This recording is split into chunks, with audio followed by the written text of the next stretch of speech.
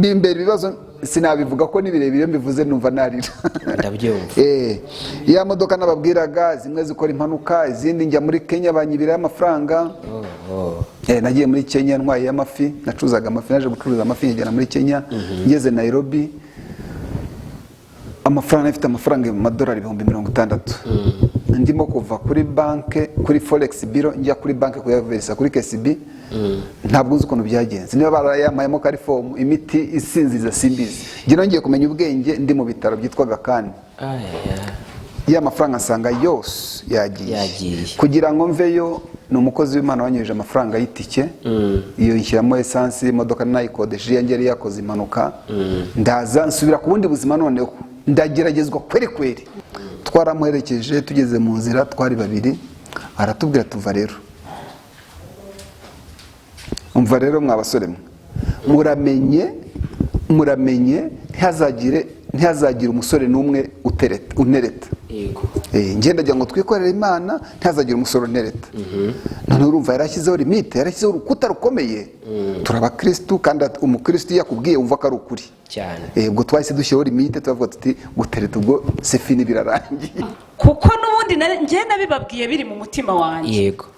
Ntabwiye ndi mu mbabarire bavandimwe, njye nibereyeho ndi imfubyi, ntago nshaka ibintu bintesha ubuto. Nta stress. Kindi kandi ndababwira nti mbona mwarihaye ibintu byo ko dusengana kenshi. Ni rwose muzangirire neza ntihazagire umuntu leta murimo. Kandi icyo gihe nabibabwiraga uyu bimurimo. Byari bimurimo ariko ngiye kumva mvaga telefone karasoni. Ubwo ndi mu masengesho iminsi 3 ku munsi wa gatatu saa 9 murahamagara Imana kabisa. Ndimo guhamagara Imana uti atsa umuriro hari aha. Mva rero Mana ngiye kumva mvaga telefone karahamagaye. Mbaza no kwanga kuyitaba ariko ngeze ndavana ndebye nsanganiwe nditaba. Ngo yewe ngo nagira ngo usabe imbabazi ngo Imana ngo yansuye ngo ngiye gusengera ahantu ngo nagira ngo usabe imbabazi ngo none ndemeye. Nuko yemeye dutangira umushinga ubukwe.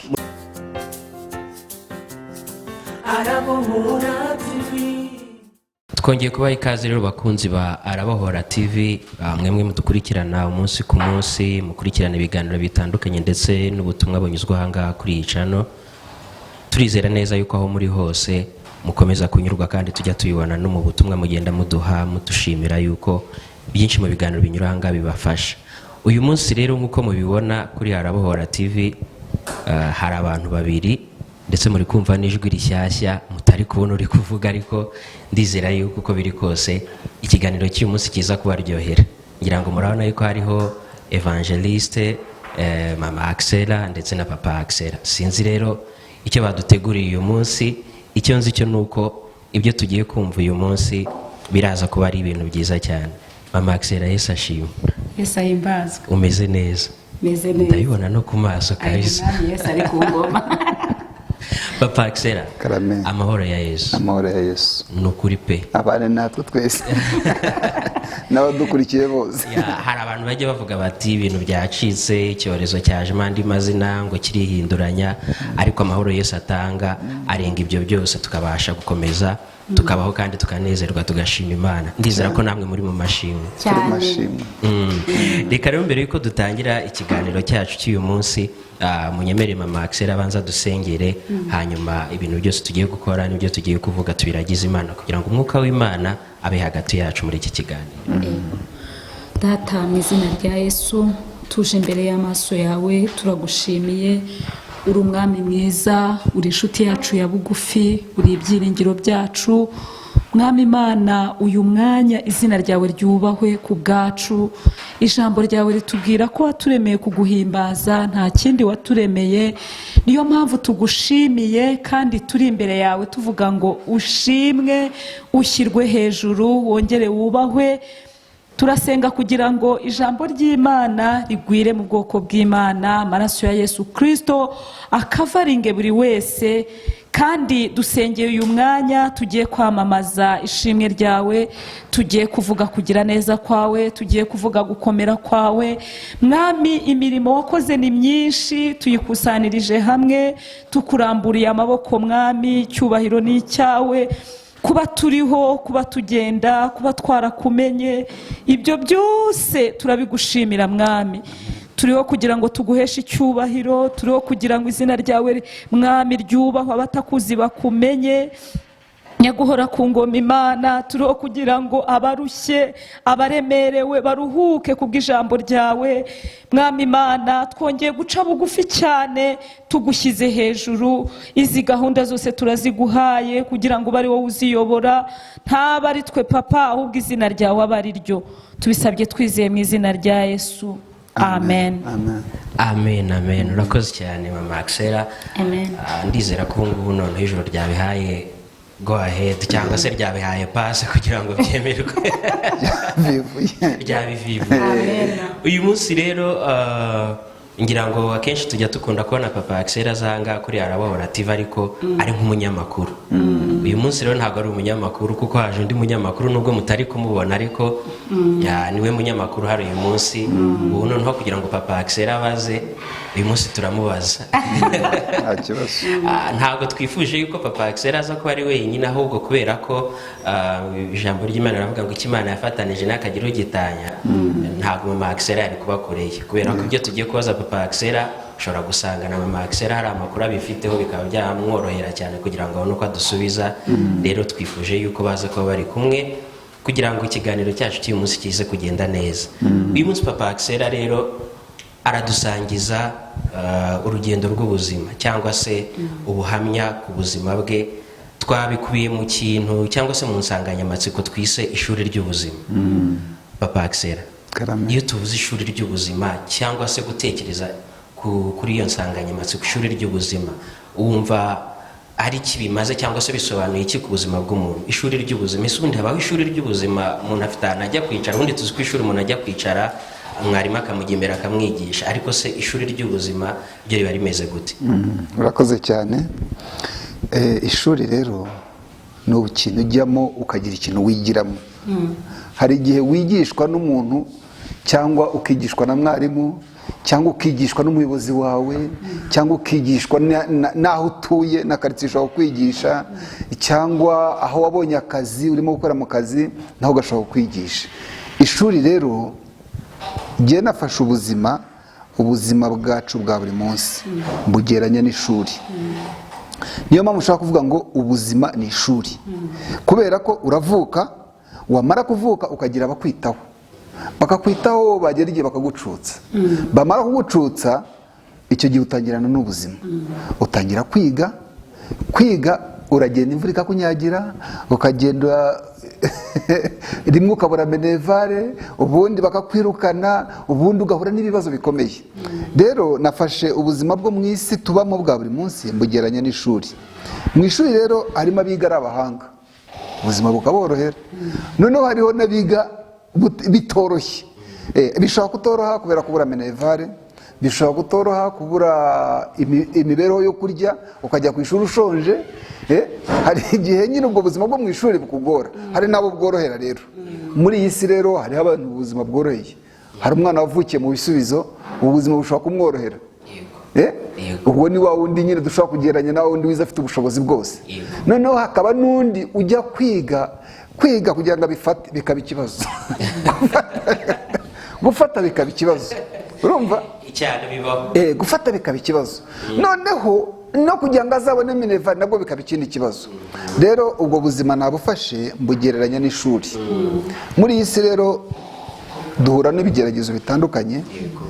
Njyewe mu buzima bwanjye nanyuzemo, mu by'ukuri ntabwo ugiye bwanyoreye.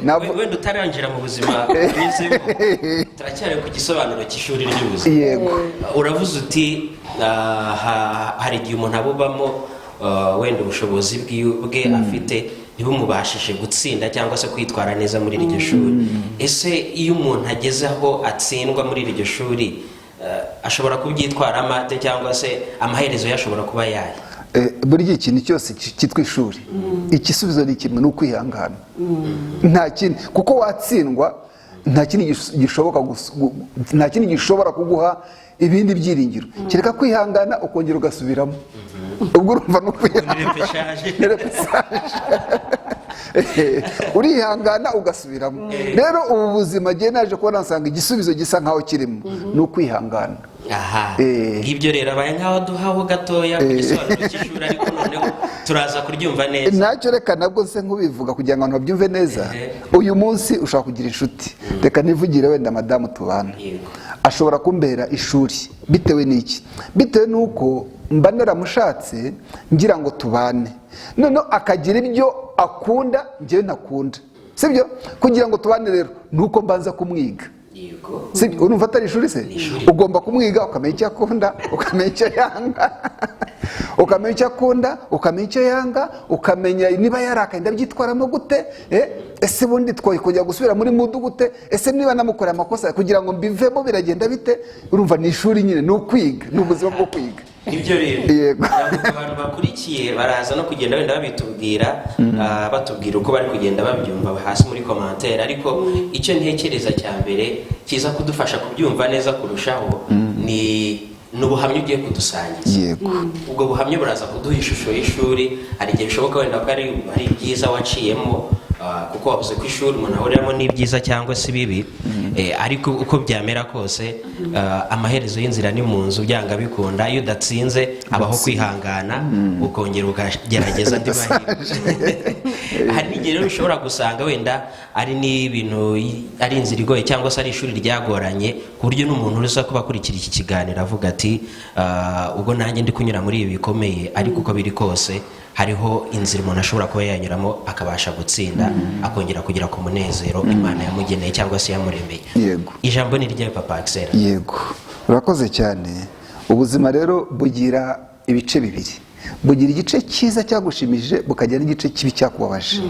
Noneho rero ni nka batiri, ndabifata mbigeranye nka batiri. Batiri igira positif ikagira na negatif. Ni ukuvuga ngo akenshi usanga ubuzima buri negatifu, ubuzima buri negatifu akenshi hari igihe buba bunini bitewe n'ukuntu batiri iteretse. Kamare ko mbivuga, sinzi urumva. Noneho rero batazi Papa Axel burya ni n'umutekinisiye, nimwumva ari gushyiramo ibintu bya tekinike muze kubangamira, atangiye kuvuga positif na negatif, ubwo muze kubyumva. Ubundi tugomba kubihuza, tujye dufata ubuzima bwo mu isi tubihuze n'ibyaremwe.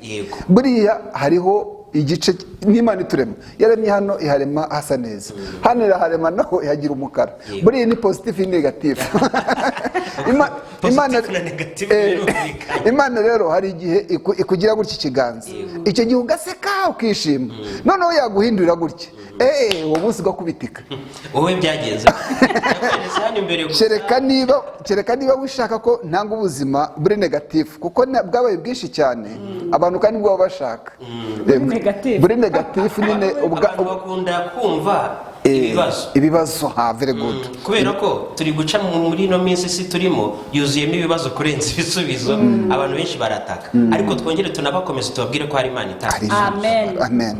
Reka rero mbanze mbasomere ijambo kugira ngo duhereho mbaho ubuhamya. Karibu. Amen. Reka dusome ni Zaburi, tugiye gusoma muri Zaburi, Zaburi ya 124. Uhita udusomera Maxe, turi kumwe nawe dufatanye iki kiganiro. 124 bihere ku murongo wa 2. Haranditse ngo iyaba Uwiteka atari we wari mu ruhande rwacu, ubwo abantu baduhagurukiraga baba baratumize bunguri tukiri bazima, ubwo umujinya wabo wacanwaga kuri twe, amazi aba yaraturengeye rwose, isuri iba yaratembye ku bugingo bwacu, amazi yihindurije aba yaratembye ku bugingo bwacu. Uwiteka himbazwe, utadutanze kuba umuhigo w'amenyo yabo. Ubugingo bwacu bukize nk'uko inyoni iva mu kigoyi cy'abagoyi, ikigoyi kiracitse natwe tuvamo turakira. Gutabarwa kwacu kubonerwa mu izina ry'Uwiteka waremye ijuru n'isi. Amen. Muri conclusion rero ubutabazi ntabwo burangire muri iri jambo. ntabwo burarangira. Iyi ni nka introduction y'ijambo ry'Imana. Iri jambo ni Ni seri introduction y'ijambo ry'Imana. Yeah. Ni ukuvuga ngo ubundi impamvu twabwise ishuri, ubundi umuntu yigishwa na mwarimu. Yego. Igihe cyose uzaba uri mu isi hari ikintu kizakwigisha. Hari ikintu kizakwigisha. Uzaba uri mu kazi, uzahura n'uzakwigisha. Uzaba uri mu itorero, uzahura n'uzakwigisha. Uzaba uri mu rushako, uzahura n'isomo ryaho. Cyane. Kuko tugiye tubona ingo zitandukana. Cyane. Icyo gihe baba batsinzwe. Noneho buri kintu cyose kigira isomo ryacyo. Icyo bisaba rero global ni ukwihangana umuntu agatsinda. Njye rero nahuye n'ubuzima utoroshye. Natangira kera nkiri mutoya, natangiye niga bitanyoroheye. Kubera minevare, tuvuka turabana 11, nkaba uwa 10. Urumva kuvuka uri wa 10 mu by'ukuri ababyeyi baba bamaze gusaza n'ubushobozi bamaze kuba bukeya, kugira ngo wige ugere aho ushaka ntabwo bigukundira kenshi. Icyo gihe rero nahuye na struggle, rimwe nkaba nagiye ku ishuri, ubundi nkaba nasibye kubera kubura minevare. Ndihangana nyine ndiga, cyakora narize. Narangije kaminuza kubera kwihangana no kubera za mbaraga z'Imana. Imana yarabyemeye. Nuko rero ndakomeza, maze kwiga nza kubona akazi. Mbonye akazi niho natangiye n'ikigeragezo gikomeye. Mu kazi niho natangiye n'ikigeragezo gikomeye. Nagize umugisha wo gukundwa n'abantu benshi. Noneho kwa kundi ukundwa n'abantu benshi niko abanyeshyari bakubera benshi. Umunsi umwe uwari uje nk'umuyobozi wanjye hejuru araza asanga umuntu yarankunze, yari n'umurundi, nabaga i Gisenyi. Yarankunze, ampa akamodoka, nkajya ngenda mu kamodoka, niho nigiye imodoka. Urumva ndi umusore ufite akamodoka kagendamo, boss wawe nta modoka agira, atega moto. Yongeyeho ni Rubavu. Boss wawe ntagira imodoka agenda amatega moto. Urumva ko byanze bikunze hagomba kuba conflict yo kukurwanya. Aho rero niho natangiriye ubuzima nita ishuri. Uwo mugabo yambereye ishuri aranyigisha, ndiga pe. Narize ngera hafungisha, ndafungwa, ariko Imana irangoboka. Kwa kundi ibigoyi nyine biba byinshi, Imana ikagukiza ibigoyi by'abagoyi. Kandi ko Igisenyi hari abantu bitwa abagoyi. Mu mbabare abanyagisenyi ntabwo niko ijambo ry'Imana ryatubwiye. Ikigoyi cy'umugoyi rero Imana yarakinesheje, ariko yancije mu buzima bukomeye bwo kungambanira. Icyo nkoze cyose ntagifate nk'aho ari ukuri, akagifata nk'aho nagikoze mu nyungu zanjye. Icyo gihe wafunzwe igihe kingana iki? Hari igihe bashobora kumva wenda gufungwa umuntu akagira ngo ni kumwe umuntu agenda akamara nk'amasaha angahe kuri brigade bari kumubaza, agataha bikitwa gufungwa. Kubera ko rero nanjye byambayeho, nigeze gufungwa ariko ngarukira ku kagari gusa. Kubera ko ari umuyobozi rero, yari umuyobozi kandi aziranye n'abayobozi bamwe bo muri polisi, baramfunze bamfunga ibyumweru 2. None ibyo byumweru 2 rero nta dosiye nari mfite. None babona ko dosiye yanjye maze ibyumweru 2 kandi niba ari bunde kure gutyo, bakora dosiye bayishyikiriza parike. Bayishyikirije parike, umushinjacyaha yibirebye aritekereza, avuga ati ariko se abapolisi ubi n'ibiki barimo gukora? Ati itahire. Nuko yandekuye, ariko ibyumweru 2 nabimazemo. Ariko kiba kigize gute? Icyo ni icyambere. Noneho mbavuyemo. Noneho maze kuvamo ntangira kurwana n'ubuzima, kuko nahise ngira nanjye ikintu cyitwa kwivumbura. Ubu bakozi b'Imana abantu mu nyumva, kwivumbura ni icyaha, nimuzongere kwivumbura. Ntimukivumbure. Njye narivumbuye nanga akazi. Urumva kubera ukuntu bamfunze bandenganya, bose yaramfungishije, nongere kwicara nawe. Njye narivumbuye akazi ndakanga. Noneho nkanze rero ntangira kurwana n'ubuzima bwo mu isi, ntangira gushakisha imibereho. Noneho abo nitaga inshuti zanjye bose bamvaho, bakabona ko n'ikigoryi, bakabona ko mburaho negamo. Ese kakamodoka ari warakarekuye? Akamodoka ubundi iyo umuntu afite, umunyarwanda yaravuze ngo iyo ufite baraza. Akamodoka ntekereza kuri Rubavu, ufite akamodoka nta muntu wari kubura kukwegera no kukugana.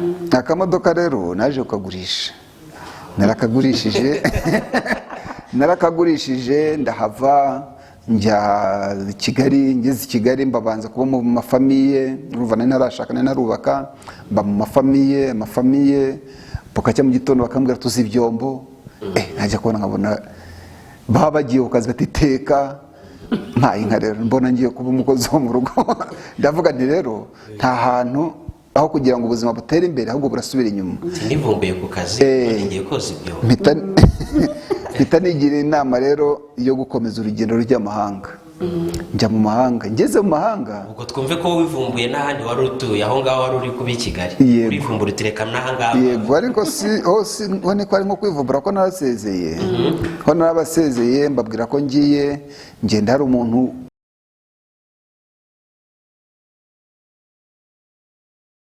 tuziranye mu mahanga nari ngiye.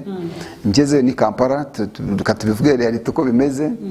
Ngezeyo uwo muntu rero yari inshuti yanjye. Hari nko muhe mwaka? Byari 2008 nko mu kwezi kwa 9. Noneho uwo muntu nagiye musanga nzi ko ari inshuti yanjye, twari twarabanye, nshobora kurara iwe nawe akarara iwanjye. Ariko kubera ko urumva ubuzima bwari bwarankubise, bwari bwarambereye ishuri bwari bwarankubise, ngenda ngurisha akamodoka udufaranga turanshirana, cyakora nari mfite itiki. Ariko mfite n'amafaranga ari muri hoteli umunsi umwe. Ubwo ari umukire, umuntu agiye utekereza no kuryama muri hoteli. Urumva ko naramuhamagaye arambwira ngo ari muri Tanzania, ngo ari karaza nimugoroba. Ndavuga nti kangene ndareyo, ari buri buke mu gitondo asangayo. Noneho mu gitondo aje twicarana azi ko nkiri muri bwa buzima bwiza nahozemo. Arangije angezeho arambwira atari kuzi ibindi, ati ibintu twapangaga bya business ntabwo bigishoboka. Nese kubera iki? Atuzi ibindi, ati ntabwo ushobora kujyana mu rugo wanjye. Nese kubera iki? Ati ushobora kuzandongora umugore. Nuko uwo nambera ishuri. Niwe ugiye usanga? Niwe ngiye nsanga. Ati ntabwo ati ntibiri bukunde, atushobora kundongora umugore. Ariko Imana rero ko y'Imana twizeye igikoresha abantu mu buryo butangaje. Aho hantu nakoraga mbere hari umuntu nakoreye mugira neza aza kuza Kampala, aje turakubitana par accident, ntabwo namuteganyaga. Dukubitanye arambaza ati se Alex ko waje hano i Kampala urabona uzabaho gute? Ntabwo rero n'ubu ngubu nanjye byanyobeye, n'umuntu nije kureba yambwiye ngo ntashobora kunjyana iwe. Ubu yagiye, nanjye nari muri hoteli, none n'ubuzima bwahagaze. Ati yo, ati shati hangane, ati ubu rero nafite udufaranga dukeya, ati ngiye kutugusigira kugira ngo ubonera aho utangira ubuzima. Nta kibazo, nkumva agiye kumenya nk'ibihumbi 10. akora mu ivarisi yari afite, abakuye amafaranga, akora $400. $400 icyo gihe ari amafaranga menshi cyane. Naravujishije bigira muri miliyoni zirenga 2 z'amagande. Ndavuga nta mafaranga ni menshi, agomba kunshakira business. Ntangira gushaka business. Icyo gihe muri iyo myaka, mu mwaka nk'igice, nta muntu n'umwe wamvugishaga, nta n'umuntu wari ugifite nimero yanjye ya telefone. Ariko ntagiye gukora, nagiye ngura ahantu ni nk'Imana yabifashijemo. Ndagera mura n'umuntu w'umunyarwanda, nsanga afite akantu k'akabotike, turumvikana arakangurisha. Ntangiye gucuruza, Imana imumugisha, yitwa Clotilde. Nukuri nazabona iyi video, Imana izamumugisha. Clotilde wari yumve ko tumusabiye umugisha, uko turi batatu turi hano. Yego, n'abandi bose bari gukurikira ikiganiro. Clotilde tumusabiye umugisha. Nukuri Imana imumugisha. Clotilde rero ampa akantu k'akabotike karimo ibintu tw'udukarito dukeya, ari kubona hamenyereye nyine. Hakabamo akantu k'agafrigo gatoya, akangurisha 400 by'amashiringi. Ndangije urumva cya gishonda gifite, mpita ndangura ibintu nkubitamo.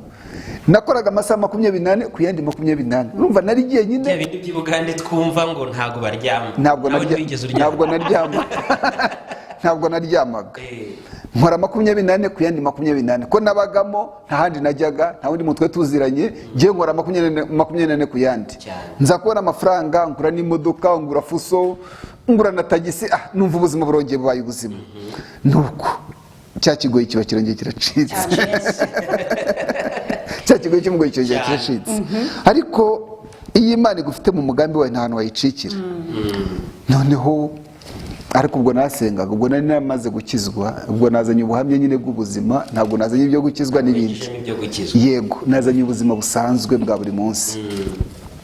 Noneho rero handi bavugaga ngo iyo ukize baraza, najya kumva nkumva umuntu yampamagaye ngo none se ngo ko nabaga i Kigali ngo nkaba byakomeye bimeze biti, ngwino tubane. Sha ngira mu rugo iwanjye abantu bagera mu 8 wakiriye, nakiriye, batari bene wanyu, batari bene wacu, na bene wacu bari barimo, ariko harimo n'abandi bajemo tutaziranye, ariko turabana. abo bose nabari baje gusogongera ku mugisha Imana yaguhereye bwa. Yego turabana. Yego, ubwo rero bamwe bambereye umugisha, abandi bamwe muri bo bambera n'ibibazo. Ubwo rero nabafashe nkaho ari ishuri naryo ryabaye iri shuri, naryo ndaryiga iryo ngiryo, nza no kongera none ndongera ndahomba, ariko nyuma ndongera nsubira ubuzima n'ubura umutwe n'ibirebire n'ubuzima niko bigenda. Nuko kuko nagiye i Bugande, nguko nagiye i Bugande. Hanyuma rero uri i Bugande, uracuruje, urungutse, abantu baraje, bisubiye hasi, birongeye birazamutse. Gusubira hasi rero reka mbicemo kugira ngo umuntu ayivuze ko naje kujya kwiga, naje gushaka ukuntu nkomeza amashuri.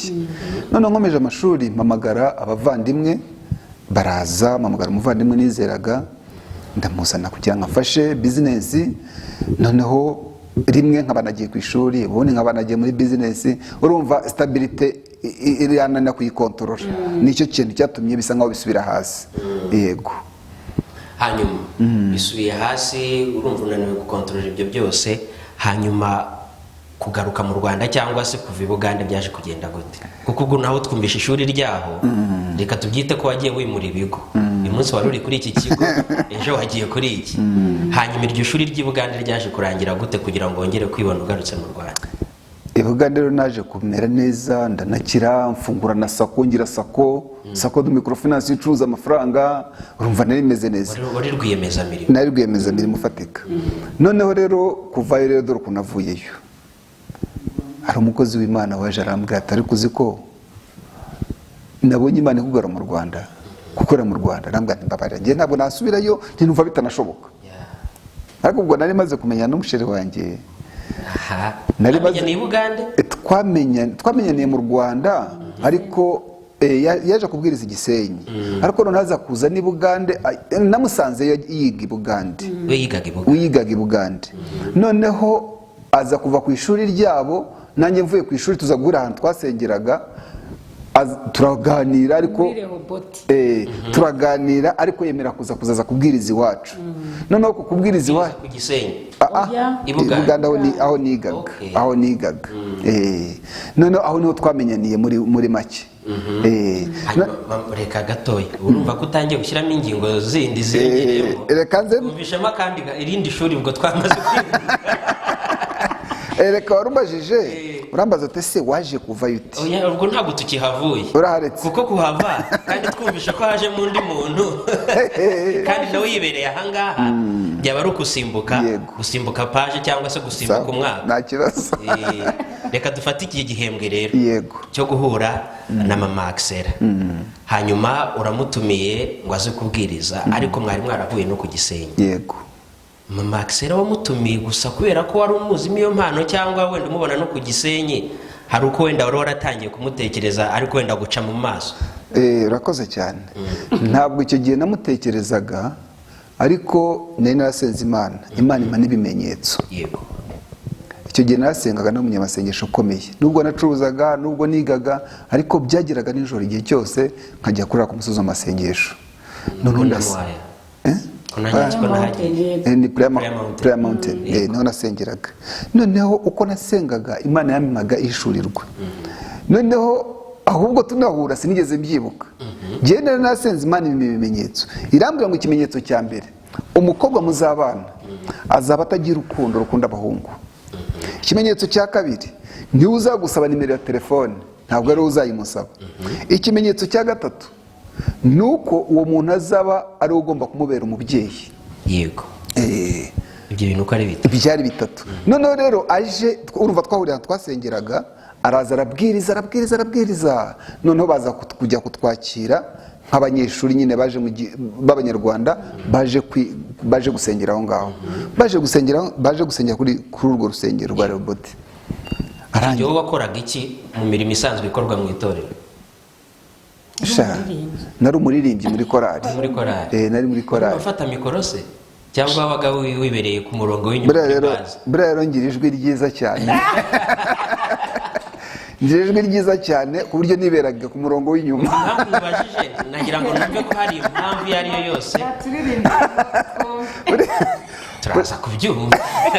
Buriya nzi kuririmba cyane, niberaga ku murongo w'inyuma.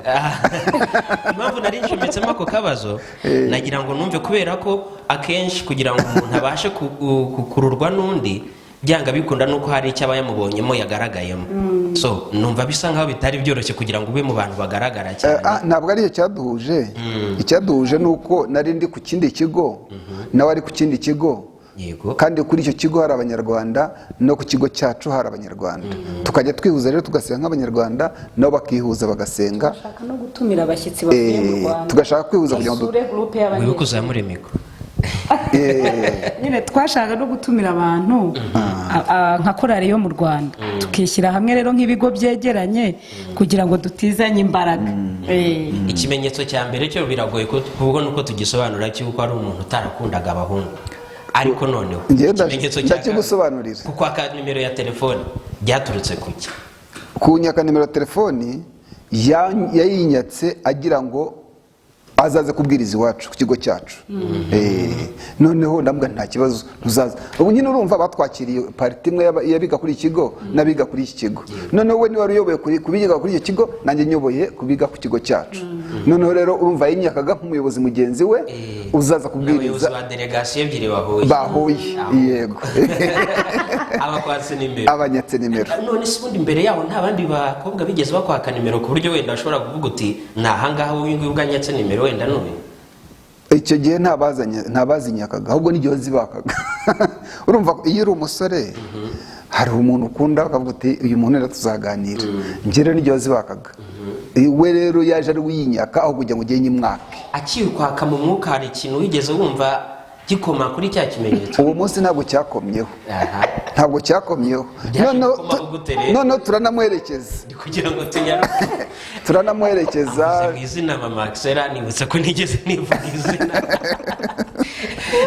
Yo iki kiganiro nitwa Kayiranga Juste. Yego. Ndi umugabo ndubaze, mfite umugore ndetse mu gihe kiri imbere turizera kubona igitangaza cy'Imana tukabona umwana. Abumvishe nitwa Kayiranga Juste, ndi n'umukristo. Yego. Twikomereze. Nuko nanjye gusobanurira ndahubwira ni icyo gihe ntabwo nigeze mbitekerezaho. Tunamuherekeza aho nkumjeho kubwira ngo cya kimenyetso cy'uko nta rukundo yagiraga, twaramuherekeje tugeze mu nzira twari babiri, aratubwira tuva rero. Umva rero mwa basore mwe, muramenye ntihazagire umusore n'umwe unereta. Yego. Ngenda ndagira ngo twikorere Imana ntihazagire umusore unereta. None urumva yarashyizeho limite, yarashyizeho urukuta rukomeye. Turaba Kristo, kandi umukristo yakubwiye wumva ko ari ukuri cyane. Ubwo twahise dushyiraho limite tuvuga tuti gutereta ubwo sefini birarangiye. Ubwo tuzajya duhura nk'abayobozi ba delegation. Nta delegation, nta byo gutereta. Uzwe n'umurimo w'Imana ibindi ku ruhande. Yego. Noneho rero nimugoroba urumva ko najyaga ngira igihe cyo kujya gusenga. Ngeze nimugoroba njya gusenga. Maze gusenga nza kugira inzozi. Ngira inzozi mbona ndi hejuru hariya kuri Tower. Hakaba undi mukobwa twarakundanyeho, twanakundanaga icyo gihe, numva rero dushobora no kuzabana wenda. Yego. Noneho ngiye kubona mbona wa mukobwa ari hasi kuri Tower, hasi ku muhanda kuri kaburimbo. Noneho nkabona ngiye kumanuka musangayo, ariko nkabona nzagerayo nashwanyaguritse. Ngiye kubona mbona uyaturutse hejuru ahita mfata kano gatoki, aranzamura, numva wa mutima wari ugiye gutirimuka ngo ugweyo, numva uraruhutse. Izo nizo nzozi nagize. Noneho nzigize nibwo kakantu kahise gatekereza, ndavuga si uyu muntu ko ari umukozi w'Imana asengera hariya. njya kureba muri ya kaye nari narabyanditse nsanga bya bindi byose Imana yambwiye nsanga niko byagenze. none ko yari yaratanze gasopo ko nta muntu ugomba kujya mu bintu byo kuvuga ibintu by'urukundo, umaze kubona icyo kimenyetso wabigenje ute? Nagiye gusenga rero, nagiye gusenga nsobanuza za nzozi, ndapfukama ndasenga, mfata iminsi 3 narya ntanywa, ndasenga ndavuga Mana nsobanuye izi nzozi ubundi zisobanuye iki? Noneho ndimo gusenga ijwi riraza, ijwi ryarize, ijwi ry'Imana riraza. Noneho numva umuntu arambwira, urumva arambwira tumva rero ngiye kuguha kondisiyo, uriya mukobwa nta rukundo afite kandi ntuzibeshye ngo umubwire ngo I love you, ndagukunda. Kubera iki? Kubera ko afite benshi babimubwiye ntajye bifata nk'ukuri kandi yashyizeho kondisiyo nawe nk'umuntu. Noneho rero ubwo yabishyizeho, wowe uzamubwira ijambo rimwe, uzamubwira uti kuri umwana w'Imana nanjye nkaba ndi umwana w'Imana, ninkwisabira Imana ikakumpa uzemera. Nuko Imana yambwiye, ijwi nuko ryambwiye. Yego. Numva ngize confusion, birantunguye, ni nuko byarangiye, ni nuko byarangiye, nta rindi jwi ryaje, nta rindi ryaje. Mva muri izo nzozi ndavuga nti Imana ushimwe, ibyo umbwiye ndabyumvise, n'amasengesho ndayasoza nditahira, iminsi 3 yari irangiye, ndayasoza nditahira. Noneho bukiye mu gitondo ndamuhamagara, nshaka kubimubwira, umutima uranga, numva afite ubwoba, ariko ndamuhamagara duhurira ahantu, kandi imbere ntiyabyemeraga, ariko duhurira ahantu turicara, byari mu muteguro w'Imana. Duhurira ahantu turicara, ngura agafanta mbona akanyoye, tugura akaburushete mbona akariye, ariko nawe agira akantu k'inkomyi yabimbwiye nyuma ejo bundi turimo tubana. Aribaza se uyu musore nguriye ibintu nk'abirya bimeze bite? Ariko ntiyagira icyo ambwira, turakomeza ubuzima, tukajya nkajya musura nawe akansura. Icyo gihe nta kamverope wamuhaye se kamwe twita transport? Transport narayimuhaye arayanga. Narayafashe rwose amafaranga 100,000 by'amashiringi, urumva twari Kampala, imitwaro 10 ndayimuhereza, nambwa ni rero dore turi mu buzima bw'ishuri, ariko jewe njya ngira uburyo bwo kubona amafaranga, wowe rero kubera ko uri umunyeshuri enda amafaranga ajya gufasha. Arangije ya mitwaro 10 arayifata, arambwira ati jewe ntabwo rwose nakora icyaha, akuramo imitwaro 5 ngo atabona ko musuzuguye, ansuzuguye andara yansubiza. Mana yanjye Mama Axel uvugarutseho mu myumvire yawe icyo gihe yo kuba waravuga guti nta musore ugomba kuza kumbwira ibintu byo gukundana n'iki, hanyuma ukabona umuntu atangiye kukuyegereza muri ubwo buryo, uragutumiye ngo mujye kunywa agafanta, nta kintu watangiye kumukekamo? Birumvikana nagize ubwoba, njya nihehera ahantu mu mujyi Kampala kuri Shoprite. Njye nibwo bwa mbere nari nicaranye n'umuhungu ahantu nk'aho ikindi nk'umuvugabutumwa. Noneho ariko kubera kuba mu mahanga, iyo wabonaga umunyarwanda siri tukabona ari n'umurokore, wumvaga nyine ubwoba bushize uvuga uti wenda ngize n'ikibazo yantabariza no mu Rwanda. Ariko nagize ikibazo pe, ariko kuko yari ari kumwe n'abandi banyankore n'abagande benshi, nkabona nabo bari kumwe, niba bari mu kazi, nabifashe ko bari mu kazi, ngiye gutekereza ko wenda yaba ashaka kumbaza izina, kuko n'ubundi njye nabibabwiye biri mu mutima wanjye. Yego.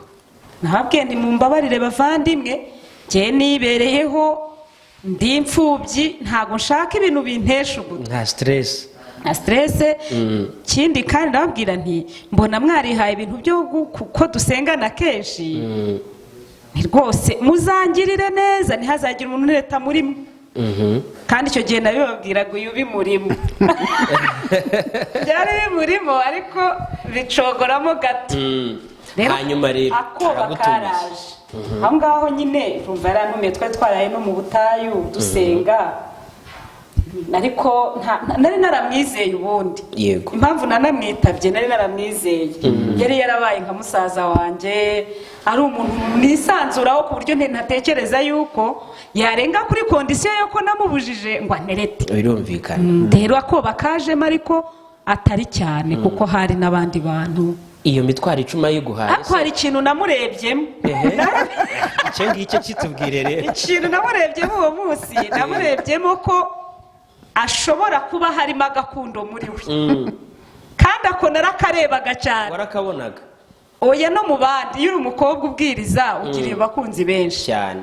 niba ubwirije Cyangugu ukagira inshuti Gisenyi, nawe rero naramurebye mbimubonamo ndavuga nti ko yajyaga asura ibi bintu by'inkoko n'aka gafanta ibi ni gusa hiyongeraho n'akamverope k'imitwaro azana ayo mafaranga arabakubwira inzara nari ifite jisite nari ifite inzara si ubwo mvuge ngo iki reba nawe uriga mu mahanga nta n'umuntu uri bukoherereza akantu kweri. cyakora disi mama Dorine Imana imuha umugisha yari amaze igihe anyoherereje amafaranga ya Jean de Poche sinshobora kubyibagirwa. Mama Dorine abaye wa kabiri twifurije umugisha muri iki kiganiro. Mama Dorine ku gicaniro Kabeza Imana izamwibuke. Yego.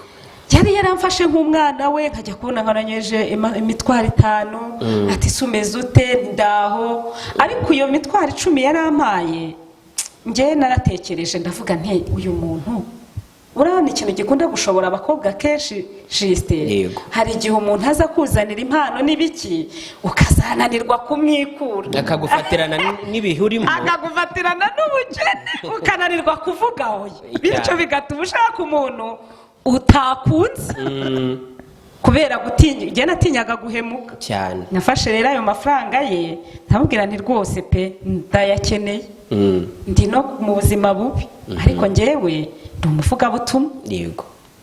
Niba nkorera Imana nkaba umuyobozi ndi muto nintangira se gufata nireka mfate 5,000 ubone yuko ntagusuzuguye ayandi uyajyane rwose mwene data ejo utazabona ndi ku ruhimbo te nubwo abwiriza yandiriye utwagira biragatsindwa n'Imana gukoza Imana isoni. Wumvaga iyo shusho udashaka ko izakugaragaraho n'umunsi kandi niyigeze ingaragaraho nubwo niwe nariye ayo 5 ubundi nta n'ayandi rwose.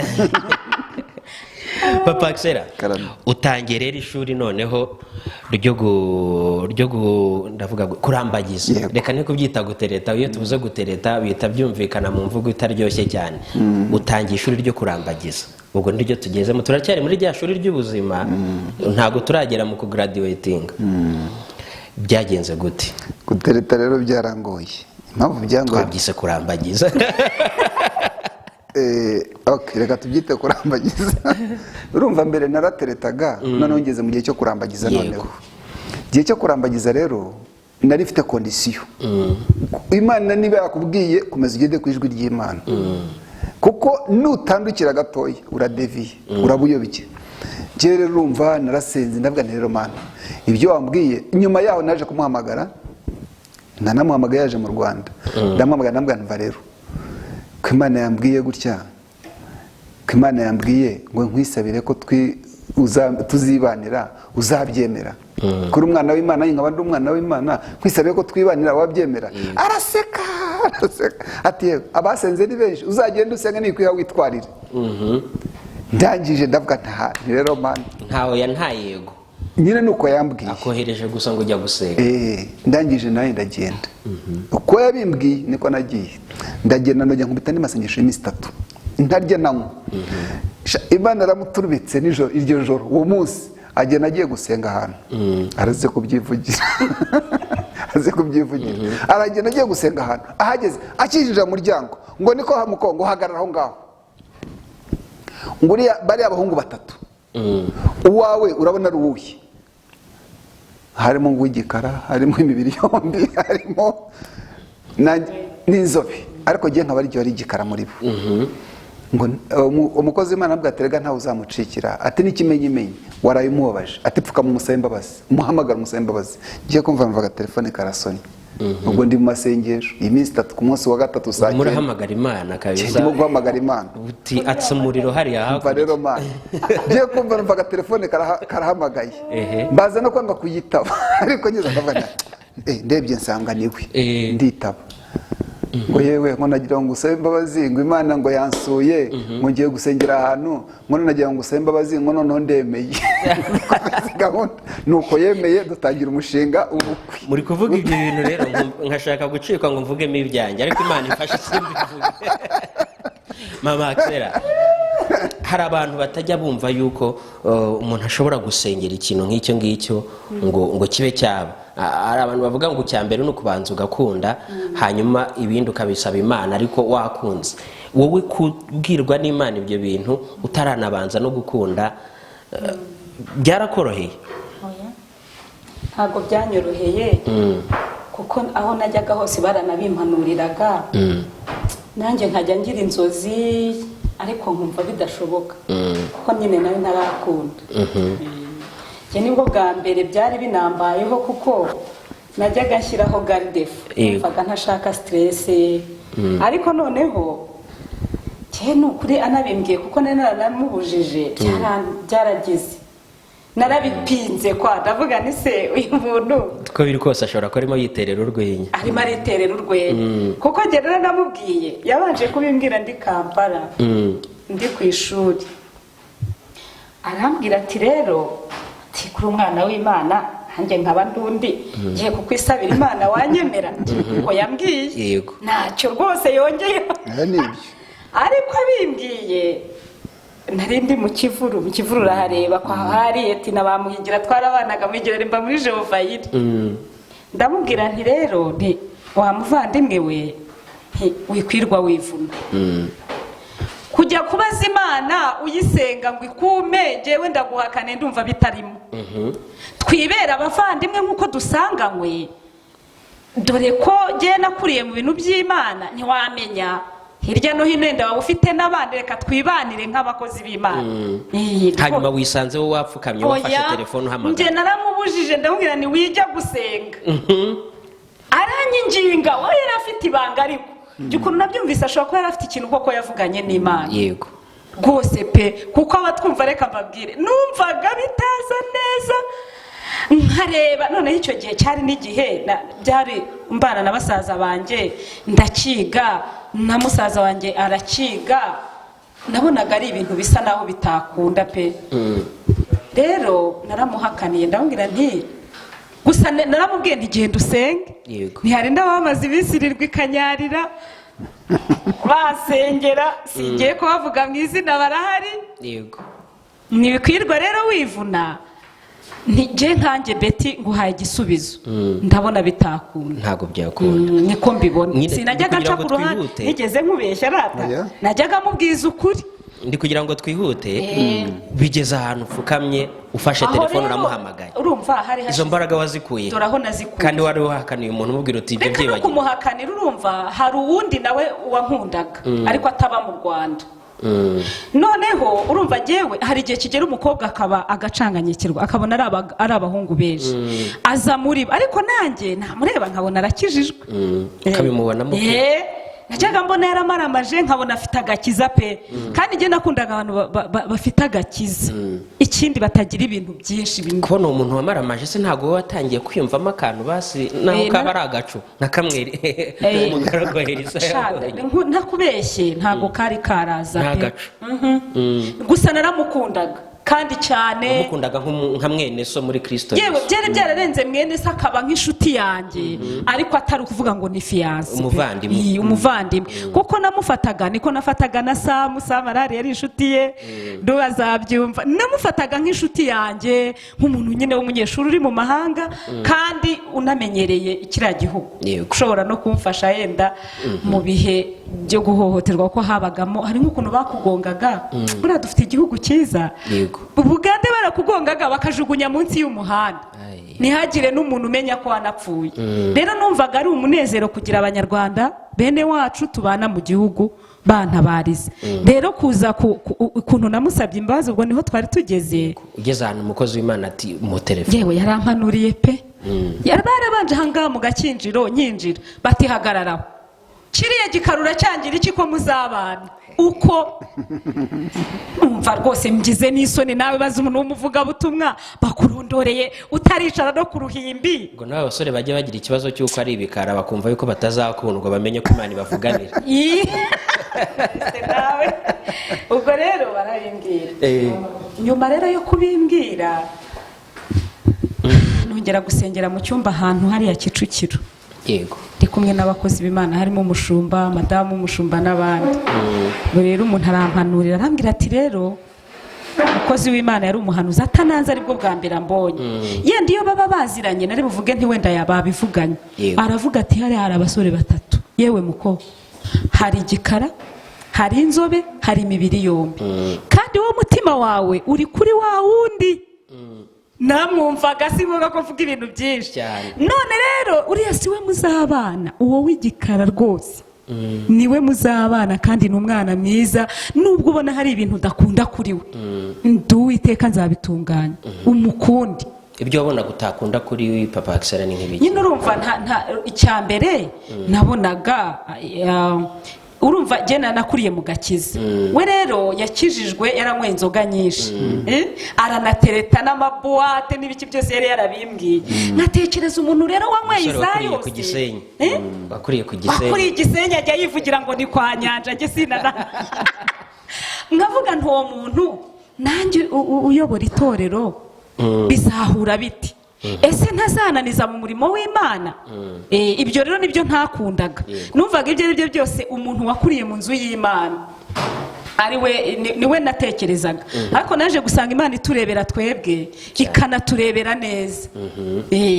Rero naje ubu ni amashimwe cyane. Ubu sinavuga ngo ni ikibazo, ubu ni ishimwe kuko naje gusanga ibyo natekerezaga byose narabibonye muri we.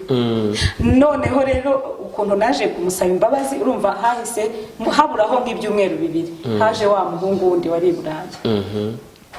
Araza aravuga ati rero narinje, kandi yaje ubwo Imana yarankomvese inyumvisha ko nkwiriye kumusaba imbabazi.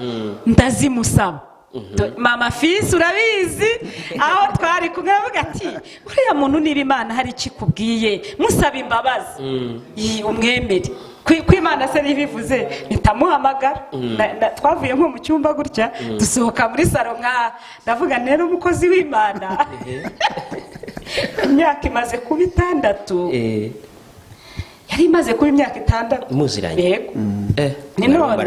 None mukozi w'Imana ngusabye imbabazi rwose ndumva ngiye kwemera icyo Imana ivuze kandi niringira ko Imana itandebera nabi.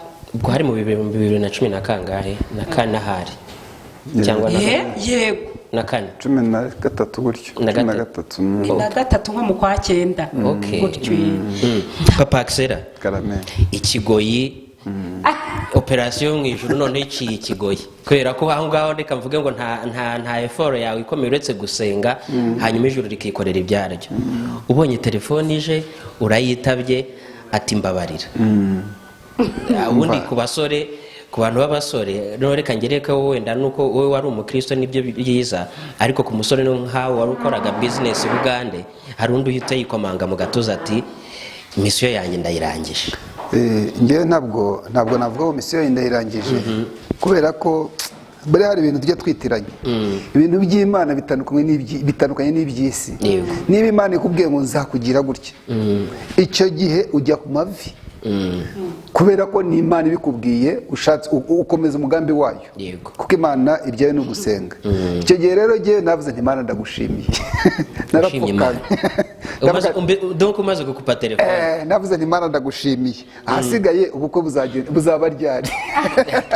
Utangira gusengera ubukwe. Ntangira gusengera ubukwe. Hanyuma urugendo rurakomeje. Urugendo rurakomeza. Umunsi muhuye nyuma yuko muvuganye kuri telefone agusabye imbabazi mwongeye guhura no n'amaso ku maso, byageze gute? Duhura rero amaso ku maso mu byivugire ntabwo mvuga ngo wagira unsubije.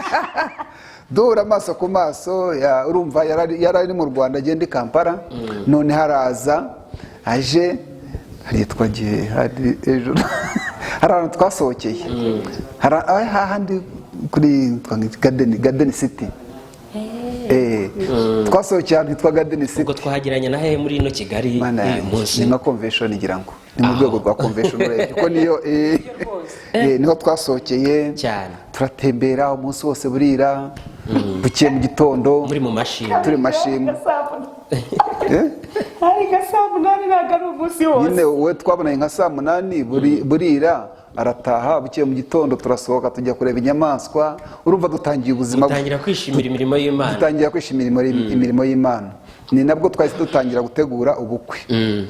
Noneho urumva nari muri icyo gihe nari mfite amafaranga, nyuma rero dutangiye gutegura ubukwe, umunsi twateguraga hari umuvandimwe wundi wateguyemo ubundi bukwe bwacu bwe buhurirana n'ubwacu.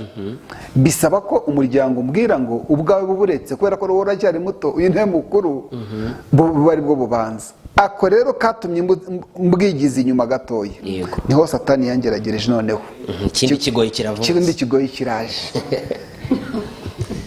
Ubutunzi nari mfite bwose burayoyoka. Buyoyoka muri iyo intervale yo kuva ku gihe wari warapanze tugana ku kindi bimuriyeho. Urumva nari mfite ubucuruzi, nari mfite sako nayoboraga, amafaranga nari naragurije birananira, n'abakozi barananira, barayaturukana, ibi bibazo kuyishyuza birananira, bimbera ibibazo sinabivuga ko nibirebire mbivuze numva narira. Ndabyumva. Ya modoka nababwiraga zimwe zikora impanuka, izindi njya muri Kenya banyibira amafaranga.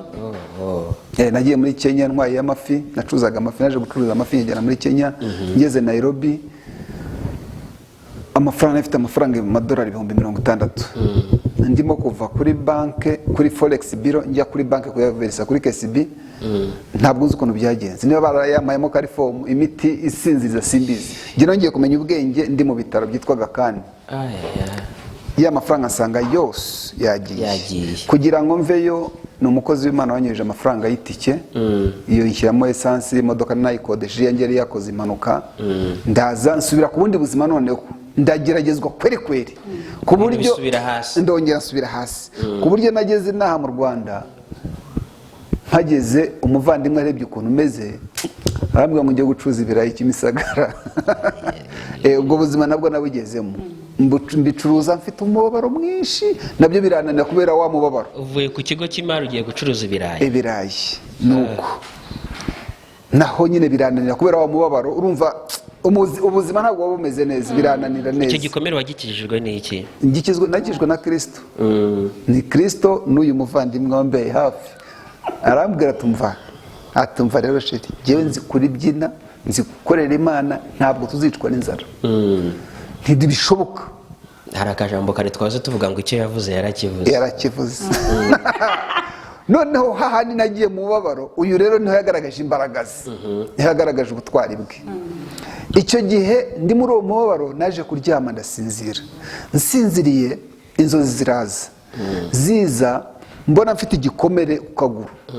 Noneho ngo bashaka ahantu bakimvuza, ndabura, mbura ahantu nzakivuza. Noneho mama ngo arampamagara, arambwira ati ariko ko hari umudokiteri witwa Betty buriya ntiyakuvura. Mpita ndamuhamagara, ubwo navuye mu nzozi nyine ndamuhamagara, ndazimusobanurira. Yahabaye neza, ahakora ubutwari, kurinda dukoze ubukwe. Ni birebire, ubuzima ni burebure. Ishuri nyine. Icyo kigoyi mwakivuyemo gute kugira ngo mugeraho mukora ubukwe? Nyine urumva, cyangwa mwakoze ubukwe muri mu kigo? Twabukoze tukirimo, ku buryo nagiye Kanyera. Urumva namaze guhomba naho ngo Kimisagara birananira, njya Kanyera gusenga. Ngiye Kanyera gusenga nsinziriye. Ubwo nyine urumva nasenze ndananirwa kubera umubiri no gusonza n'iki, sa n'usinzira. Noneho umuntu arankomanga, ariko jewe ndi mu nzozi zigiye simbizi. Ankomanza arambwira ati urashaka gukorera ubukwe cyangwa nguha amafaranga ubwikorere? Njyewe ndi Imana yawe, urashaka gukorera amafaranga cyangwa urashaka gukorera ubukwe cyangwa ngiye nguha amafaranga y'ubwikorere? Ndatekereza ndavuga se Imana, ndabwira Imana ngo amafaranga urayakeneye, n'ubukwe ndabukeneye. Mana ndavuga ni Imana, nabaye nka Eliya. Ndavuga ni Imana, niba uko ushaka ariko ndabwira ni Imana wowe ubunkorere. Imana arabunkoreye. Navuye Kanyarira ngeze Nyabugogo, umugabo udakijijwe, utazi Imana, yari yaraye no mu kabari, ariko twe twarabanye n'Igisenyi. Arambwira ati wa mugabo ko ndeba umaze gusaza, kuki udakora ubukwe? Ibibazo ukuntu ushaje n'umva biranyobeye cyane, kandi nagira umujeni. Ni ikigoyi cyari cyagusajije. Noneho arambwira ati mva rero, ati jewe ngiye kugutera inkunga.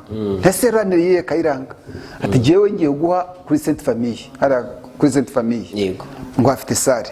Tujya mu modoka ye turazamuka na Sainte Famille, ubwo mvuye gusenga turajya tugeze Sainte Famille, ahita yandika mu gitabo cy'ubukwe ku itariki 22 z'ukwezi kwa kabiri, itariki y'ubukwe ahita abyandikamo, abyandikamo ku bukwe bwacu bw'ubuza. Urumva haba hari igitabo nyine cy'ababukinze sale, cy'ababukinze sale, ahita bookinga, aragufasha ati tugende ahubwo ngufatire sale, ahita ashyiraho n'itariki. None iyo tariki uyu nyimubwiye arambwira ati mva rero ikintu ushaka ni iki, tujye ku rusengero tujye kwandikisha ubukwe. Tujye kwandikisha ubukwe nuko ubukwe twabutangiye, tubutangiye turi mu Kigoyi, ariko Imana yaducira inzira ubukwe bwacu bugenda neza. Abantu baze kubyumva neza, ntago twavuga ubuhamya bwa papa Papa Axela ngo tusige mama Axela, kubera ko mama Axela nyine kuko babaye umwe, byanga bikunda umwe n'undi, aho umwe ari n'undi abagomba kuba hari. Hanyuma tugeze rero ku gihe nyuma y'ubukwe, ubukwe burabaye, amashimwe arabonetse y'ubukwe, biza kugenda gute rero nyuma y'ubukwe kandi mwarabukoze muri icyo Kigoyi? Twakoze ubukwe mu bibazo nyine by'ubukene, twabwa tubivugiye mu mazina yabyo ariko abavandimwe barahaba, ko twagiye nko ku murenge tugiye gukwa, tugezeyo nta nkwano nari mfite, urumva kubera ko Imana yambwiye ko ari izabukora. Ibintu uko bikomeye. Yego oya nibyo tujye tuvuga imbaraga z'Imana. None tuhageze, wakoze ubukwe nta nkwano? Nari mfite, ariko ntabwo ari kubivuga neza. Urumva nyuma ho gato yaje kujya gusenga, ariko ajya gusenga abwira Imana ati Imana shyigikira, ariko ajya gusenga njye byongeye byamvuyemo kubera yuko hari haje wa muntu nyine. Noneho ndamuhamagara, urumva twe tuziranye turi bato, ndamuhamagara ndamwicaza, ndamubwira nti se chérie, ubu nta wundi mukobwa wabona cyangwa ufite waba warakunze nk'abana? None ariko arangije arambwira ati se kucyumbajije gutyo.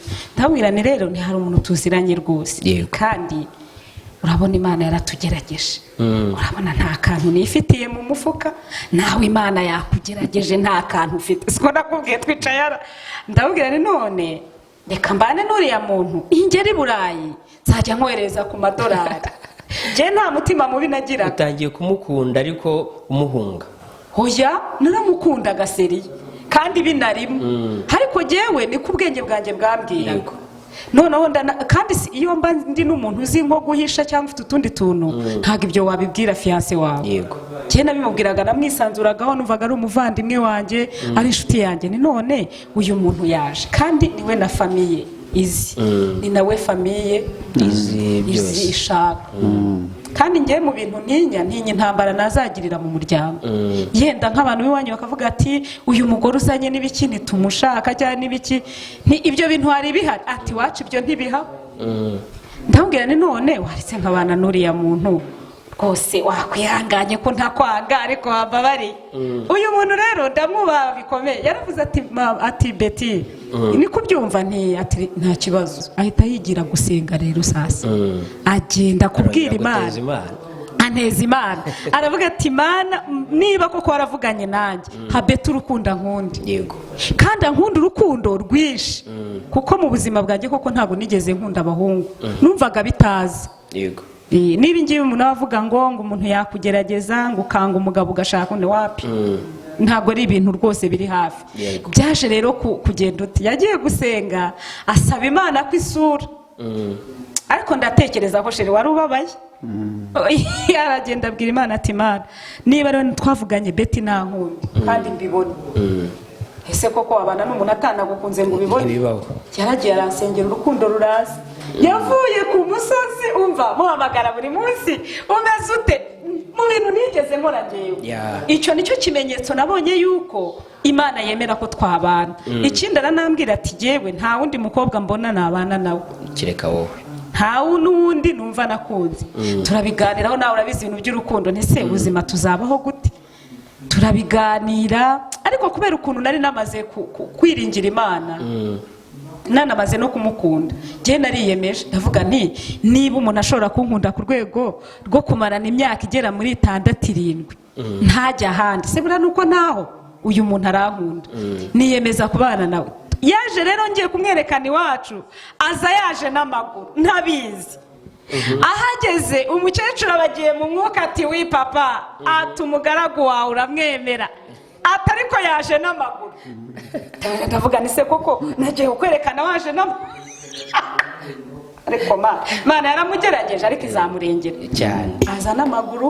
Umukecuru rero baramuhanuriye, aravuga ngo Uwiteka arambwiye ngo kinyemeza yuko uyu nguyu muzabana kandi Imana izabakorera n'ubukwe ikabana n'ibintu byinshi. Hano mfite amadolari yaguhaye angahe? 400. Yaragiye akura mu mufuka amadolari 400. Amadolari 400 yabaye 400 kuri wowe. Ikampara amadolari 400. Hano mu Rwanda ni hari ikibagabaga wa Marishari amuhereza amadolari. Mabukwe n'ukuri. Kandi mu by'ukuri nibwo bwa mbere nari mujyanye. Kandi nari naranababeshye babizi ko umuntu arirarira, nkavuga ni aracuruza afite amafaranga ntagira ngo batatuma mureka. Curuza ibirayi Kimisagara. Kandi ubwo yari yararangije guhomba. Ariko buriya hari abantu bageragejwe, reka tunababwire bihangane cyane ko n'ubu buhamya ngira ngo niyo ntego y'ubu buhamya. Nukuri bihangane, uwacuruje agahomba akarambagiza bigakomera naho umure bizemera. Hari ibyiringiro ko igiti cyatemwe kizongera gishibuke mu izina rya Yesu. Ntatinze rero byaje kugeraho nyine dukora ubukwe. Tutagiye mu tuntu twinshi. Yego. Ubukwe bugenda neza. Iduha amafaranga. Giye nasaga 800 kuri konti. Mu gihe cy'ubukwe. Yego. Nesa arabizi na Clarisse Imana ni igitangaza. Amafaranga arasigara nawe kandi Imana imuha umugisha. Hasi ukuntu byagenze. Wari urimo uvuga ngo inkwano byagenze kwemera gushyingirwa kandi umuntu atatanze inkwano. Hari abakobwa batabyemera. Aho rero reka nze ngusubirishe. Ngiye gusubisha ijambo ry'Imana. Niyo mpamvu nkubwira ni ibintu kugira ngo tunabyihutishe kuko reka tubyihutishe n'icyumweru cyashira muri ubu buhamya. Kuri rya jambo twasomye kare. Ku murongo wa 2 havuze ngo iyaba Uwiteka atari we wari mu ruhande rwacu, ubwo abantu baduhagurukiraga baba baratumize bunguri tukiri bazima. Haleluya. Amen. Ubwo ababisha baduhagurukiraga, ubwo abantu baduhagurukiraga, kuko barahari, harimo abaduhagurukiye, barampagurukiye tugiye gukora ubukwe, begera fiance wanjye, baramubwira ati niko uyu muntu nkuko nk'umuntu wanjye wa hafi, uyu muntu ugiye gushaka udafite ikintu na kimwe, urabona uzatungwa n'iki? Ambera umuntu mwiza, ambera umukozi w'Imana koko. Amubwira atumva, jewe ndi umukozi w'Imana, Imana nizeye izatubeshaho. Iryo jambo twicaye mu modoka ye turi babiri. Ubwo rero hano ijambo ryatubwiye ngo iyaba Uwiteka atari we wabaye mu ruhande rwacu, ubwo abantu baduhagurukiraga. Hari abantu bigeze baduhagurukira kuko n'ubumvikana habamo kurwagwa, wowe barakurwanije mu buryo bwose. Umva kuri ibyo na Satani yarandwanyije, birumvikana, n'abarozi barandwanyije. Ibi byose byabayeho kubw'imbaraga z'abarozi. Tuhita tubivugisha ukuri. Byabayeho kubw'imbaraga z'abarozi, nkasenga bakambwira ngo baguhagurukiye, ngo imbaraga z'abazimu zaguhagurukiye, njyewe nkasenga, nabaye masengesho, Imana yambwira ngo nzakurengera. Gutabarwa kuraza rero. Ubukwe bwarabaye, bumaze kuba turataha tugeze mu rugo, bamwe mu bandwanyaga baravuga ngo sha ngo ufite Imana. Baravuze ngo ufite Imana ngo kuva twabaho. Ngo turabona umuntu ufite Imana nkawe. Ubu rero turimo dusoza, tugere mu gice cyo gutabarwa. Yego. Inkwano yaje kuyibona kuko iwacu ntibari bubyemere. Si n'ibyo gusa, ubu uravuga ibyo ubwo twabiciyemo kuko ni byinshi. Tubyihorere n'ibirebire kuko ni byinshi. Ubundi twagombye kuzakora inkuru gusa yihariye. Iyi ni ndende. Buriya reka mbabwire, iyo Yosefu bene wo batamugurisha muri Egiputa, iyo batamugurisha, ntabwo Yosefu yari kuba umwami. Ntibishoboka, ntabwo ari kuba umwami. Ariko kubera ko bamugurishije, byatumye bamugura bamujyana muri Egiputa. Ageze muri Egiputa, ibyamubayeho murabizi. Ariko finally byarangiye Yosefu abaye uwo hejuru cyane. Noneho rero umuntu ugeragezwa bene data, mujye mumwitondera. Umuntu ugeragezwa nk'uko Imana ibishaka, mujye mumwitondera. Papa Gisele, wari mutubwira ro ku ishuri ry'ubuzima. Yego, nibwo bwo ndimo utubwiye ibintu byinshi wanyuzemo. Ni byinshi, ntekereza ko turamutse dufashe umwanya wo kubivuga dushobora gufata nk'icyumweru. Buri munsi dukora ikiganiro. Ariko se muri iryo shuri ry'ubuzima, ubwo turi ko kugana ku musozo, ubona umuntu uri mu ishuri ry'ubuzima uyu munsi kuko wagerageje kuri dusobanura kandi no biciye no mu buhamya duhaye tubashe kumva ishuri ry'ubuzima icyo ari cyo. Yego. Hari byinshi wakabaye wongeraho, hari n'ibindi byinshi cyane wakabaye uvuga. Umuntu uri mu ishuri ry'ubuzima uyu munsi ijambo ufite ryo kumubwira ni irihe? ntiringire rigana twasomye twasomye nta rindi. Urumva iyaba Uwiteka atari we wari mu ruhande rwacu, urumva iyaba Uwiteka atari we mu ruhande rwacu, urumva nakomana. Haleluya. Ubwo abantu baduhagurukiraga n'abandi rega n'abantu baduhagurukira n'abantu na Satani. Umva Satani ikoresha abantu kuko umunsi Yesu yirukanaga Petero yamubwiye ngo iki? Ngo uva inyuma Satani. None se Petero ntiyari intumwa ye cyane, yari umwe mu bigishwa ndetse ba hafi batatu, kuko muri batatu ngo yajyaga azamukana nabo ku musozi na Petero yabaga arimo cyane, ariko arashaka ngo mve inyuma Satani. Hanyuma ubutumwa utanga ku bantu bari guca mu ishuri ry'ubuzima uyu munsi, ubuzima ni iringiri niryo ndi kuvuga. Iyo abantu baguhagurukiye, urumva ubutabazi buri hafi. Yego. Nugera mu bibazo cyane ubona wugarijwe, ujye wiringira ko inyuma y'ibyo bibazo hari ubundi butabazi bw'Imana. Yego. Kuko ijambo rya nyuma hano ryashoje ritubwira ngo ikigoyi ngo ubugingo bwacu kuri 7 ku murongo wa 7 ngo ubugingo bwacu bukize nk'uko inyoni iva mu kigoyi cy'abagoyi. Yego. Ikigoyi kiracitse natwe tuvamo turakira. Amen. Gutabarwa kwacu kubonerwa mu izina ry'Uwiteka. Amen. Apaxera. Ikigoyi ni iki cyagushoboza kugira ngo ikigoyi gicike? Ni Kristo. Ni ukwiringira Kristo. Yego. Icya mbere ni ukwiringira Kristo, icya kabiri ni ukwihangana. Iyo wiringiye ko Kristo muri kumwe nta kintu kimwe cyagutera ubwoba, kuko iyo utamwiringiye utekereza kwiyahura. Mama Axera, ni iki cyagushoboza kwemera kwishora, reka mvuge kwishyira muri riske yo kujya gukundana n'umuntu ubona uri mu buzima nk'ubwo ndetse n'umuryango wabyanze, n'umuryango usa nkaho utabyakira ariko ukemera ugafata icyemezo? Ni iki cyaguteye imbaraga zo kuyoboka urwo rugendo? Ni ijwi ry'Imana, no kuvugana n'Imana. Iryo jwi ry'Imana umuntu arikura hehe? Iki ahantu umuntu arikura iyo usenga. Ubundi gusenga ni ukuganira n'Imana. Ikindi iyo umuntu asenga aba afite insurance cyangwa umwishingizi nyawe yuko mu buzima bwose iyo Mana yiringiye itamutererana. Yego. Ndumva rero ikintu nabwira abo bantu, ahantu wakura ibyiringiro n'ahantu ni ku Mana. Kuko ijambo rivuga ngo gutabarwa kwacu kuva ku Uwiteka waremye ijuru n'isi. Yaba ari n'umuntu Uwiteka yakoresheje kugira ngo wenda n'izo nkwano ziboneke n'ibindi, gutabarwa kwe nuko kwavuye ku Uwiteka Imana yaremye ijuru n'isi. Kandi nyine hano nge nasabira n'umugisha abantu babigizemo n'uruhare, kuko barahari. Hari abo Imana yakoresheje, ba Hodari, ba Fredi, ba Peraje n'abandi. Imana wenda kuko yarabimbwiye umuntu ari umushere wakubwira byose. Yambwiye abagerageje kumusapotinga mu bukwe. Abo bantu Imana ibaha umugisha. Nukuri nimumva ni video bazumve ko tubasabiye umugisha. Kuko ikigoyi iyo gicitse Imana ikoresha uwishaka, igaca n'inzira y'ishaka. Imana ntikangwa n'ibikomeye, kuko yo ntabiyikomerera. Tuyihe icyubahiro. Niba uri umugabo n'umugore ukabona ikigoyi kirimo kirakwizingiraho, gutabarwa kwawe nta handi ni ku Uwiteka Imana yaremye ijuru n'isi.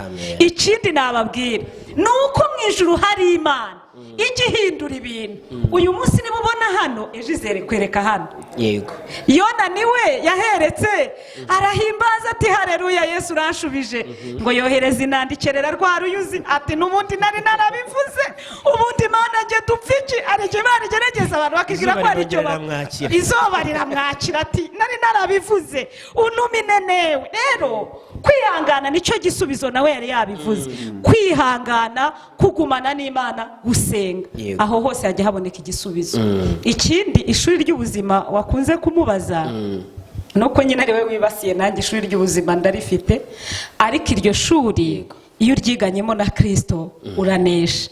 Icyo nabwira abari muri iryo shuri, nibirinde badasubiramo repeshaje. Yego. cyangwa ukagira dubloma kuko iyo ugize dubloma mu ishuri biravuna usubiramo amasomo wari warize kandi wakagombye kuba warayize neza ukayatsinda. Birashoboka ko natwe rero twagiye tugira dubloma ariko turashima Imana yuko na promiyaje. Imana ishimwe cyane. Gusibira bibaho, reka tubivuge gutyo. Gusibira bibaho mu ishuri, gusibira bibaho, ariko kandi hari n'amahirwe yo kwimuka iyo wize neza. Ariko burya usibira utabishaka, nta muntu usibira byifuza, tuyemerana. Ni nayo mpamvu turi kubwira abantu bose badukurikiye yuko naho byaba byarabaye birashoboka kwenda atari ikindi kibazo, atari ikigeragezo cy'ubuzima kindi, ushobora kuba ari icyaha cyakubase kiguhesheje ahantu runaka, ariko birashoboka yuko Imana yakubohora mu gihe wayigirira icyizere. Nicyo mama Axel arimo atubwira ati ni ukuba mu ishuri ariko uri kumwe na Yesu, kuko Yesu niwe ubasha kugushoboza. Reka rero ndumva twagarukira aha wenda nibizakunda ku byifuzo by'abantu bakurikira Arabahora TV bakumva yuko bifuza kumva n'ibyisumbuye kuri ibi twumvisha uyu munsi, nabwo tuzabishyiraho. Reka tugushimire cyane papa Axel. Murakoze. Ariko mbere yuko dusoza, ntabwo tuba tuvuga ibintu kugira ngo twimene inda cyangwa tuvuge twishyira hejuru, kuko nicyo kintu nari ngiye kukubaza. Yego, kwemera ugatinyuka ukavuga uti ngiye nakoze ubukwe nta mpano. Impamvu tuba tubivuga mu by'ukuri hariho benshi batinya gukora ubukwe kubera iyo mpamvu. Kuko jyewe hari umuntu wanyicaje ahamamagara umuryango ambwira ati se kubona nta kintu ufite ibyo bintu wabiretse? Ndabwira nti ariko nizeye Imana. Atuzi ko mu cyumweru gishize mfite umuntu twajyanye mu bukwe mubereye pare, ubukwe bwarangiye bamufata amashati. Ndabwira nti rero n'uwo nguwo nanjye ndi ukwanjye, igihe mfite ikintu navuganye n'Imana. Ngiye gusohoka umubyeyi wanjye arambwira ati aya wisohoka utadusengeye. Abase ndabasengera iki kandi mwizeye ko Imana idakora? Iyo wizeye Imana rero byange bikunde ukabyizera n'umutima wawe, Imana irabikora. Ntabwo rero twemera umutima, ahubwo turafasha abandi nabo bari muri ubwo buzima. Erega ubuzima ntabwo ari igihe wabunyuzemo jyenyine, hari n'abandi badatinyuka kubivuga, akumva ngo arisebya. Kandi Yesu ari we wabakuye. Yesu niwe ubikora. Dawidi yaravuze ngo reka mbyinire Imana yankuye mu ishyamba. Abandi bati have turi umwami uri umwami. Urabyina imbere y'abagabo ikwishyira hanze. Twebwe ntabwo twishyira hanze, tuzi ibyo Yesu yadukoreye, tuzi aho Yesu yadukuye, turafasha n'abari kugeragezwa yenda batanakijijwe. Ese ubu nk'ibi bintu yahura nabyo adakijijwe ntibyari bumugore? Rero turabwira abantu kwakira Yesu kugira ngo abashoboze guca muri ibyo bintu. Kandi hariho ibyiringiro ko igiti cyatemwe kikongera kigashibuka. Umufilozofu uzi ubwenge yaravuze ngo ubuzima hari aho umanuka, hari aho uzamuka, hari n'aho wongera kumanuka, ariko iherezo ni ku Mana. Cyane ni ukuri Imana ihabwa icyubahiro kubw'ibyo yakoze.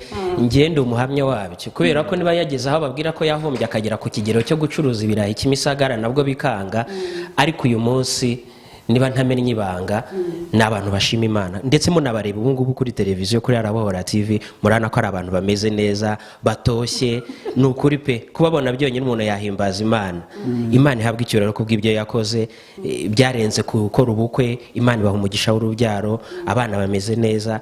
Ibyo nabyo tuzongera tubivuge. Reka dushimire abantu bose bari badukurikiye kuri Arabahora TV.